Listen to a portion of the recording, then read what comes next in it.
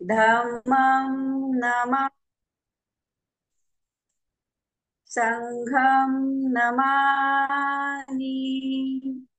नमो दस्स भगवतो अरहतो सम्मा संबुद्दस्स। नमो दस्स भगवतो अरहतो सम्मा संबुद्दस्स। नमो दस्स भगवतो अरहतो सम्मा संबुद्दस्स। बुद्धं शरणं गच्छामि।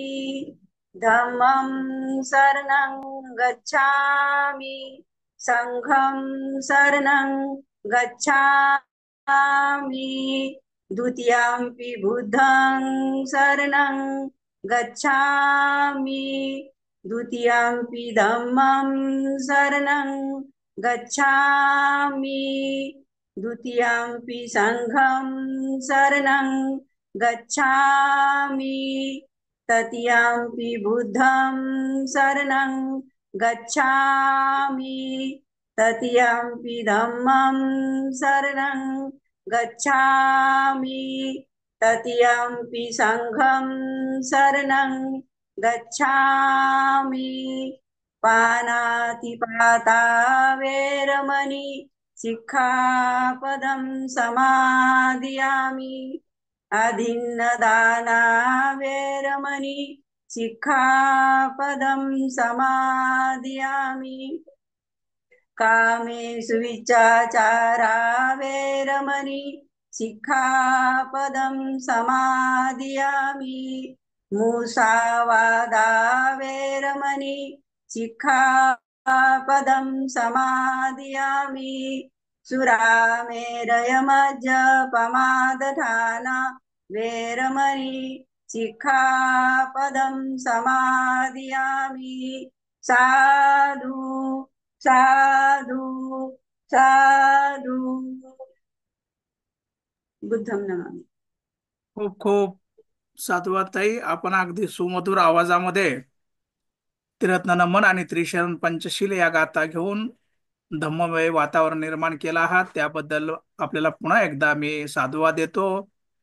या ऑनलाईन प्रेरणा सत्राचे मुख्य संबोधक जे आहेत, आयुष्यमान अंकुजी चव्हाण साहेब, व्यक्तिमत्व विकास या अनुषंगाने आपल्याला प्रबोधन करणार आहेत। या संदर्भामध्ये व्यक्तिमत्व किती महत्वाचं आहे या संदर्भामध्ये ते प्रकाश टाकणार आहेत। मी आदरणीय प्राध्यापक अंकुजी चव्हाण साहेब यांना विनंती करतो, कृपया आपण व्यक्तिमत्व विकास या विषयाच्या अनुषंगाने आम्हाला मार्गदर्शन करावं ही विनंती। आयुष्यमान अंकुजी चव्हाण साहेब।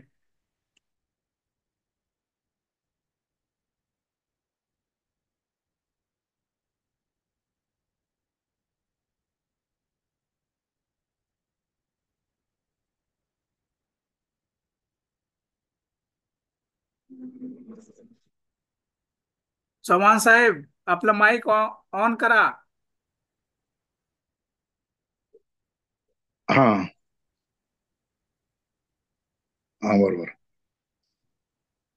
Buddhist seminary, Buddhist training and conference centre, आधुनिक बुद्ध बाबासाहेब आंबेडकर संकल्पित धम्म प्रचार यंत्रणा निर्मिती, ऑनलाईन प्रेरणा सत्र 33 आणि आठवडा 31वा आहे।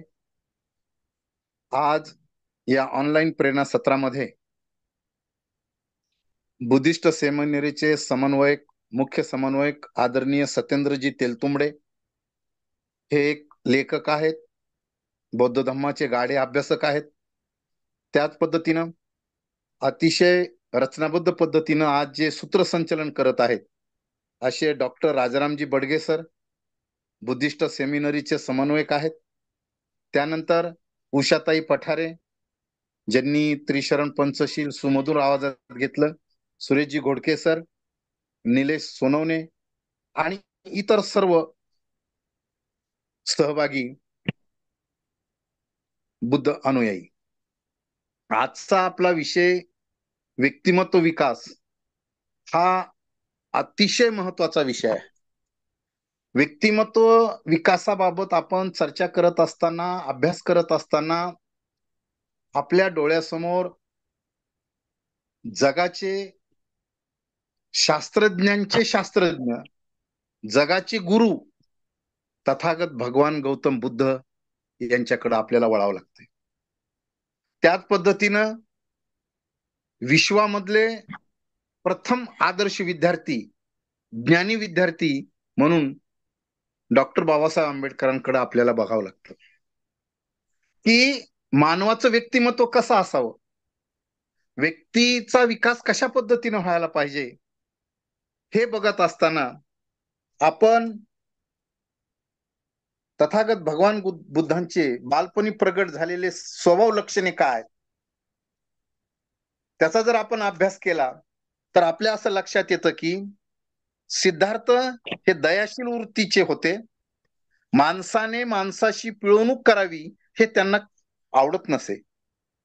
जरी ते विद्वान होते तरी त्यांनी शारीरिक श्रमाची कधी तिरस्कार केला नाही. त्यांचे बालपण जे आहे ते परमोच्च प्रेम भावनेने व्यापलेले होते. हे सिद्धार्थांचं व्यक्तिमत्व जे घडत गेलं, त्यांची जी देहकृती आहे, तथागत हे आकर्षक स्वरूपाचे पुरुष होते. त्यांची देहकृती ही सुवर्ण पर्वताच्या शिखराप्रमाणे होती. ते उंच आणि सदृढ असून त्यांचे व्यक्तिमत्व आकर्षक होते. त्यांच्या तेजाचा, सामर्थ्याचा आणि त्यांच्या सर्वोत्तम सौंदर्याचा प्रभाव हा इतरांवर पडत होता. इतकं त्यांचे व्यक्तिमत्व जे आहे हे प्रभावी आपल्याला दिसून येतो.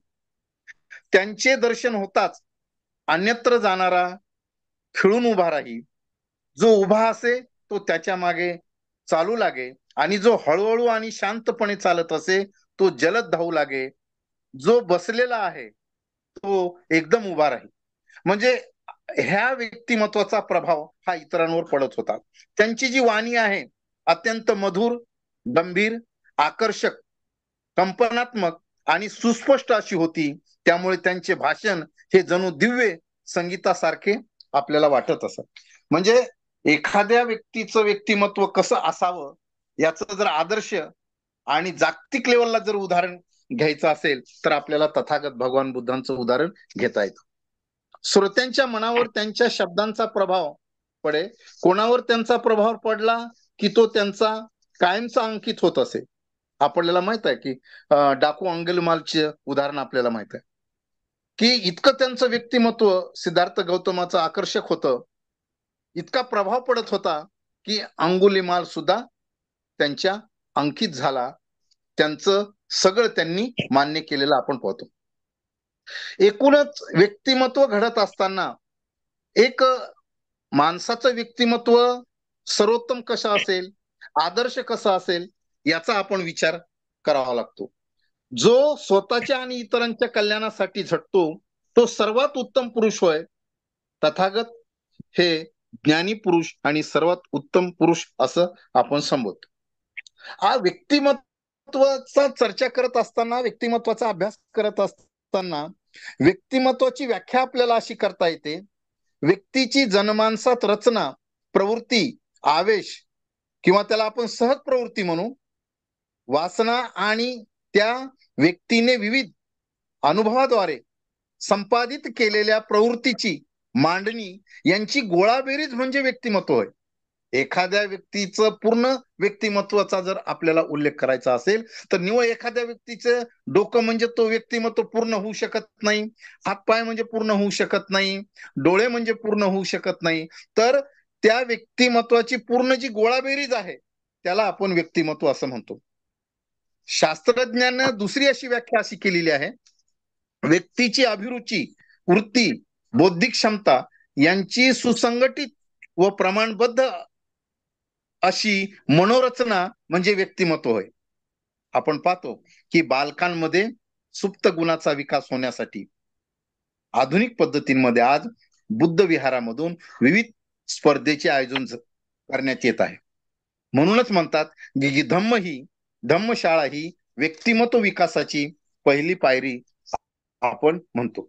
आदर्श व्यक्तिमत्व कडे आपण जात असताना की तो व्यक्ती हा निर्व्यसनी असायला हवा, व्यक्तीचं व्यक्तिमत्व खुलवण्यासाठी, आकर्षक बनवण्यासाठी त्याला आहार हा संतुलित आणि सात्विक आहार आवश्यक आहे. त्याच्यामध्ये परोपकारी, सत्यवचनी, प्रामाणिक हे गुण फार महत्वाचे असतात.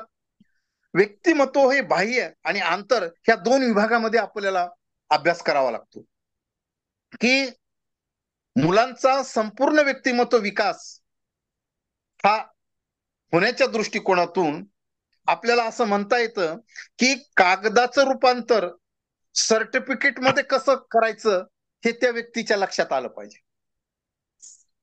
जसं माइलस्टोन आहे उदाहरण, किंवा होका यंत्र आहे, कानमंत्र आहे, की आई वडील जे मुलांना मार्गदर्शन करतात, संस्कार करतात, त्यांच्यावर आत्मविश्वास निर्माण करतात, तर आई वडिलाचे संस्कार हे मुलामध्ये न कळत येत असतात. आणि आई वडिलांची पूर्ण जबाबदारी आहे की मुलगा हा आदर्श संस्काराने निर्माण झाला पाहिजे. आपण पाहतो की त्या मुलांनी सकाळी लवकर उठलं पाहिजे, किमान 2 वृत्तपत्र तरी वाचले पाहिजेत, मोबाईल मध्ये माहिती बघितली पाहिजे, इंग्रजी शिकलं पाहिजे आणि नवीन तंत्रज्ञानाचा वापर त्यांनी केला पाहिजे. तो सामाजिक बनला पाहिजे, लोकांशी बोलत राहता आलं पाहिजे, त्याला त्या आरोग्याकडे लक्ष दिलं पाहिजे, ज्याला आपण म्हणतो हेल्थ इज वेल्थ. नवीन काही शिकण्याची धडपड त्याच्यामध्ये निर्माण व्हायला पाहिजे आणि बुद्धाची जी ध्यानधारणा आहे हे सुद्धा त्यांनी केली पाहिजे. प्रभावी व्यक्तिमत्व अशा पद्धतीने निर्माण होऊ शकतो. आपण म्हणतो की व्यक्ती तितक्या प्रवृत्ती आहेत. हे वेगवेगळ्या प्रवृत्तीचे जे समाजामध्ये व्यक्ती निर्माण होत आहेत, ते व्यक्तीच्या भावना, सर्व पैलूंचा जो विकास आहे, हे काही मुद्दे आपल्याला घ्यावे लागते की त्याचा शारीरिक विकास आहे, त्याचा बौद्धिक विकास आहे, त्याचा मानसिक विकास आहे, त्याचा भावनिक विकास आहे, त्याचा सामाजिक विकास आहे. या सगळ्या बाबींचा विकास त्याचा करण्यासाठी माझ्या अभ्यासातून माझं असं मत आहे की 22 प्रतिज्ञांचं जे विज्ञान आहे हे विद्यार्थ्यांमध्ये रुजलं पाहिजे. ज्यावेळेस आपण व्यक्तिमत्व विकासामध्ये अनेक अभ्यासक्रमाचे पुस्तकं बाजारामध्ये उपलब्ध आहेत, ते एक जरी पुस्तक आपण वाचनाला घेतलं तर आपल्या लक्षात येईल की बुद्धाच्या तत्वज्ञानाचा सार याच्यामध्ये दिलेला आहे. म्हणजे बुद्धाच्या तत्वज्ञानाचं जे तत्वज्ञान आहे तेच व्यक्तिमत्व विकासामध्ये आपल्याला आढळून येतं बारकाईने जर अभ्यास केला तर. मग काय बुद्धिवाद दिलेला आहे, विज्ञान दृष्टी दिलेला आहे, विचार प्रक्रियाचं विज्ञाननिष्ठ आहे, मानवी अंतर प्रेरणा व बुद्धिमत्तेवर मुळात संशोधन होऊन सुसंस्कृत पिढीची निर्मिती होईल यासाठी 22 प्रतिज्ञा संक्षिप्त धम्मच आहे. 22 प्रतिज्ञा ही जगातील निर्णायक मूल्य संग्रामाचीच संहिता आहे, जागतिक कृती उजेडाचाच अभियान आहे, ज्याच्यामध्ये जसं 10 पारमिता आहे, अष्टांग मार्ग आहे, 4 महान सत्य आहे, यांची बेरीज ही 22 होते. विज्ञाननिष्ठ होत आहे. 22 प्रतिज्ञा म्हणजे डॉक्टर बाबासाहेब आंबेडकरच आहेत. विज्ञान, विचार आणि आचाराचे निकष यामध्ये दिलेले आहेत. कारण आपण म्हणतो की आचाराविना विचार व्यर्थ आहे. आचरण, चांगल्या चांगल्या गोष्टीचं जे आचरण आहे ते जर व्यक्तीमध्ये नसेल तर त्याचं व्यक्तिमत्व हे योग्य मार्गाने जाऊ शकत नाही आणि त्याच्या व्यक्तिमत्वाचा विकास होऊ शकत नाही. म्हणून 22 प्रतिज्ञा हा व्यक्तिमत्वाचा तेजपुंज हा जाहीरनामा आहे असं मला वाटतंय. मानवाच्या मूलभूत स्वातंत्र्याचं तत्वज्ञान आहे त्याच्यामध्ये. जसं आपण म्हणतो की जे झाड फुलते इतरांसाठी त्याला फुलायचे नसते स्वतःसाठी वेगळे, हाच व्यक्तिमत्वाचा मर्मार्थ आहे. व्यक्तिमत्वाचा विकास करायचा असेल तर कष्ट केल्याशिवाय पर्याय नाही. 22 प्रतिज्ञा हाच मानवमुक्तीचा मार्ग आहे. मानवाच्या व्यक्तिमत्वाचं ते एक तत्वज्ञान आहे. व्यक्तीचा विकास हा राष्ट्राचा विकास आहे असं डॉक्टर बाबासाहेब आंबेडकरांची तात्विक भूमिका होती. पाणी धावते म्हणून त्याला मार्ग सापडतो, त्याचप्रमाणे जो प्रयत्न करतो त्यालाच यशाचा मार्ग सापडतो असं भगवान बुद्ध म्हणतात. आणि म्हणून जर मानवाचं व्यक्तिमत्व बुद्धिवादी आणि विज्ञाननिष्ठ आणि आदर्शवादी जर बनवायचं असेल तर संक्षिप्त असा जो अभ्यासक्रम आहे हा माझ्या मते 22 प्रतिज्ञाच हा अभ्यासक्रम आहे. 22 प्रतिज्ञेमधले जे काही मानवी मूल्य आहेत हे मानवी मूल्य मानवामध्ये रुजले तर खऱ्या अर्थानं मानवाचा विकास होईल, त्याच्या व्यक्तिमत्वाचा विकास होणार आहे. आज अतिशय एक महत्वाचा दिवस आहे. 14 फेब्रुवारी 1854 भीमाई रामजी सकपाळ यांची जयंती आहे आणि त्यांच्या जयंतीनिमित्त कोटी कोटी त्यांना प्रणाम करतो. आणि मी माझं जे भाषण आहे, मला जी संयोजकांनी इथं या विषयावर अभिव्यक्त होण्याची संधी दिली त्याबद्दल मी त्यांचं सर्वांचा आभार मानतो आणि मी भाषणाला इथं माझ्या पूर्णविराम देतो. सभ्य सत्ता सुखी होंतु. आणि बुद्धिस्ट सेमिनरीमध्ये संशोधनासाठी जो विषय दिलेला आहे भारतातील बौद्ध धम्माचे वास्तव अडथळे आणि उपाय, हा सुद्धा विषय अतिशय महत्वाचा आहे आणि आम्हाला बोलतं करण्याचा प्रयत्न या विषयामध्ये होत आहे. आम्हाला लिहितं करण्याचा विषय अतिशय सेमिनरीनं सुंदर आणि चांगला विषय दिलेला आहे, त्याबद्दल मी त्यांचं अभिनंदन करतो. पुन्हा मला इथं बोलण्याची संधी दिली त्याबद्दल बुद्धिस्ट सेमिनरीचं सर्वांचा आभार मानून मी माझ्या इथं बोलण्याला पूर्णविराम देतो. सर्वांना जय भीम, जय संविधान. खूप खूप धन्यवाद आयुष्यमान अंकुजी चव्हाण साहेब. आपण अगदी अभ्यासपूर्ण अशा पद्धतीने व्यक्तिमत्व विकास या विषयाच्या संदर्भामध्ये संबोधन ठेवला आहात, त्याबद्दल आपल्याला साधुवाद. यानंतर या विषयाच्या अनुषंगाने बुद्धिस्ट सेमिनरीचे मुख्य समन्वयक आदरणीय सत्येंद्रजी तेलतुंबडे सर आपलं काही मत या ठिकाणी ठेवतील अशी मी त्यांना विनंती करतो. आदरणीय सत्येंद्रजी तेलतुंबडे सर. धन्यवाद बडगे साहेब. आपल्याला व्यक्तिमत्व विकासाच्या अनुषंगाने तमाम मनुष्य मात्राचे आदर्श तथागत भगवान बुद्ध यांचं जीवन चरित्र समोर ठेवत व्यक्तिमत्वाचा आदर्श कसा असावा ही भूमिका चव्हाण सरांनी मांडली. यावर कोणाला काही व्यक्तिमत्व विकासामध्ये कोणते मुद्दे असावेत यावर आपण अवश्य बोलावं, म्हणजे मला पण तो विषय पुढे नेता येईल.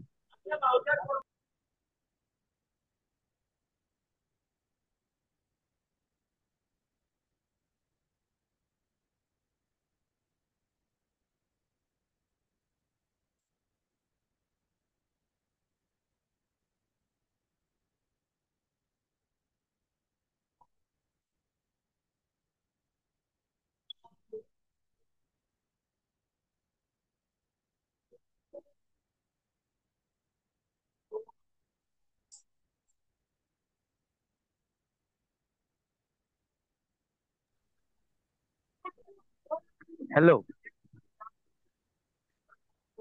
हा विचारण्याच्या स्थितीमध्ये असलं पाहिजे. व्यक्तिमत्व विकासाचा हा पहिला मुद्दा आहे की आमच्या मनात प्रश्न पडले पाहिजे. जो प्रश्न सिद्धार्थ गौतमाला पडला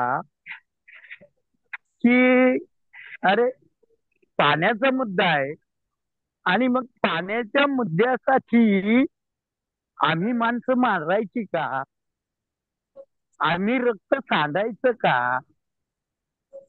हा प्रश्न पडला.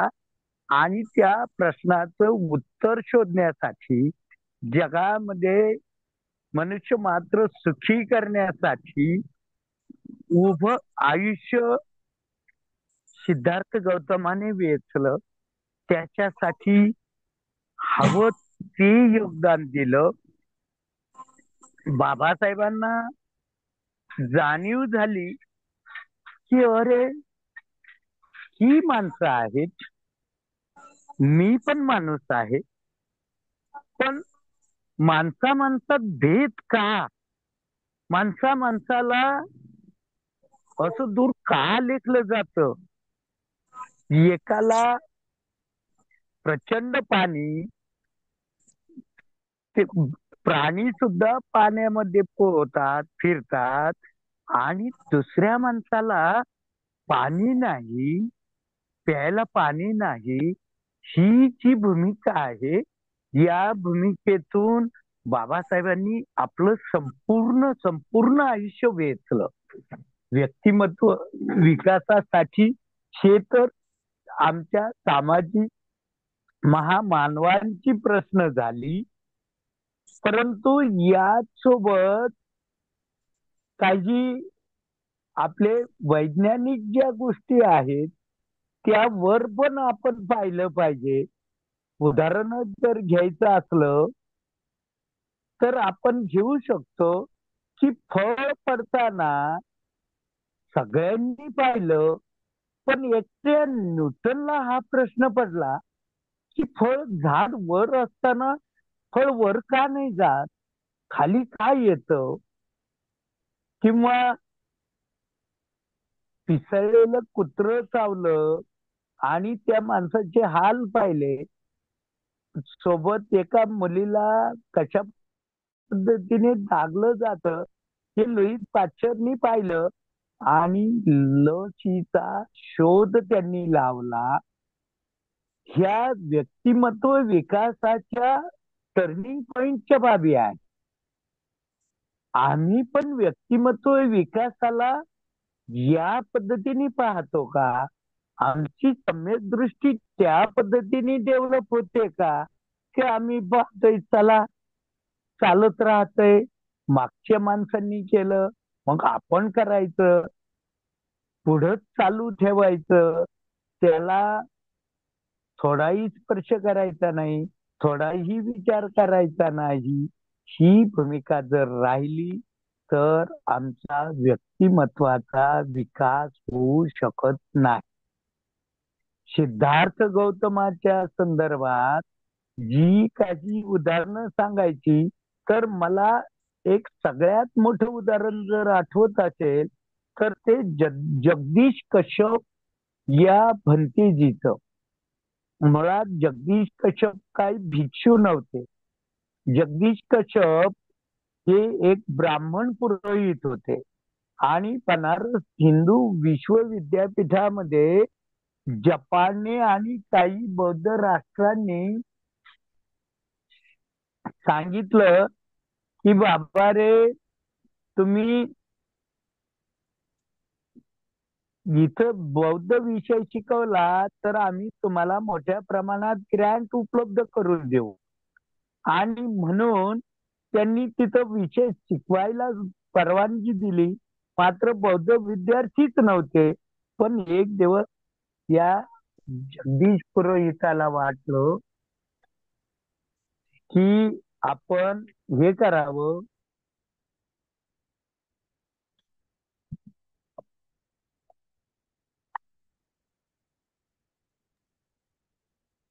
जगदीश कश्यपांना वाटलं, पुरोहिताला वाटलं की बाबा रे, थोडस तरी आपण बुद्धाचं चरित्र वाचलं पाहिजे. एखाद्या विद्यार्थ्यांनी मला जर प्रश्न विचारला तर उत्तर काय देऊ? आणि ते वाचायला आले ना, अंतिम भागामध्ये येत असताना त्यांना एक मोठी शंका आली आणि वाचत असताना बुद्ध एका ठिकाणी थांबले आणि एका ठिकाणी प्रवचन देत असताना मागणी केली. पण प्रवचन देण्यासाठी बुद्ध आनंदाला म्हटले की आनंदा, हे लोकांची धम्मदेशनीची मागणी आहे, कृपया कृपया एक काळजी घ्या की मी थकलोय, यांना आनंदात तू प्रवचन दे. हे सगळं ऐकल्यावर त्याला धक्का बसला की जगदीश कश्यप म्हटले, अरे बुद्ध मानव होते, ते पण माझ्यासारखे थकू शकतात. ही किती गंभीर बाब आहे. मग त्यांनी त्याच्यावर अभ्यास करायला सुरुवात केली आणि स्वतःच व्यक्तिमत्व विकास घडवलं. अनेक मिलिंद प्रश्नासारखे पाली ग्रंथ मराठीत आणले आणि खूप खूप चांगल्या गोष्टी केल्या. तर व्यक्तिमत्व विकासाच्या या अनुषंगाने आम्ही विचार केला पाहिजे. आपण यावर भर दिला. आता थोडा वेळ राहिला, आपण पाहूया आणि सरंताई वगैरे घ्या आणि याला समारोप करूया. आपण सहभागी झालात, बुद्धत्वाकडे चालले. खूप खूप धन्यवाद. आपल्या बुद्धत्व बीजाला फळो, खूप खूप विकसित हो, ही अपेक्षा करून थांबतो. जय भीम, नमो बुद्धाय.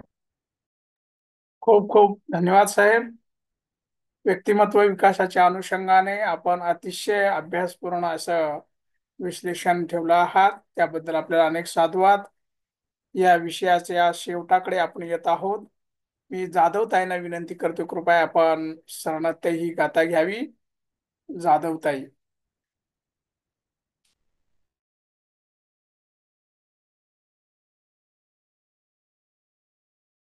जाधव ताई नसतील तर दयानंदजी गोडके सर, आपण शरणार्थ ही गाथा घ्यावी ही विनंती.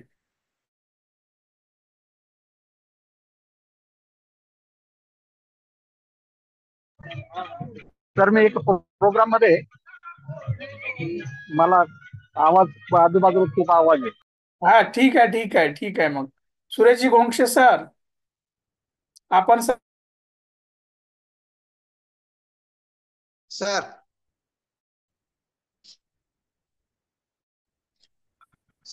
सर्वांनी हात जोडावे.